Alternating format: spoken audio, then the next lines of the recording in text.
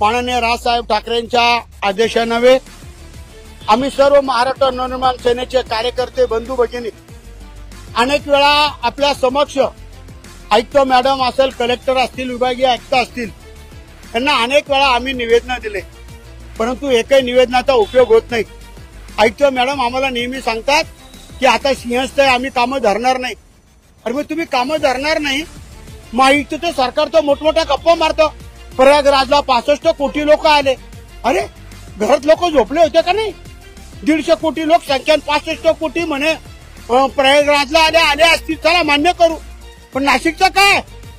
1 वर्षावर सिंहस्थ आलं, नद्या प्रदूषण मुक्त आहे का? तुम्ही सांगा। या नाशिक शहरातले खड्डे बुजवले जातात का? एक खड्डा बुजवला जात नाही, ते खड्डे बुजवले पाहिजेत। नुसते खड्डे बुजवून चालणार नाही। या नाशिक शहराचे संपूर्ण रस्ते नवीन केले पाहिजेत। या नाशिक शहराला स्वच्छ पिण्याचं पाणी आणि भरपूर 2 टाइम पाणी मिळालं पाहिजे। अहो 1 टाइम जरी दिलं, परंतु त्यांना महिलांना पुरेसं पाणी दिलं पाहिजे, ते सुद्धा मिळत नाही। जनसुविधा दिल्या जात नाही। त्यासाठी आज आम्ही महाराष्ट्र नवनिर्माण सेनेचे सर्व कार्यकर्ते या ठिकाणी उपोषणासाठी आलेलो आहोत। आपल्यासोबत सुदाम कुंबळे शहराध्यक्ष, भाऊ काय सांगणार, काय नेमकी मागणी आजच्या आंदोलनाची? महाराष्ट्र नवनिर्माण सेनेने नाशिक महानगरपालिकेच्या आयुक्त मॅडमला खड्डे बुजवण्याच्या माध्यमातून असेल, पाण्याच्या माध्यमातून असेल, आरोग्याच्या माध्यमातून असेल, आदरणीय दिनकर अण्णा पाटील यांच्या नेतृत्वाखाली आम्ही निवेदन दिले। काही दिवसापूर्वी आम्ही इथं निदर्शने सुद्धा केली।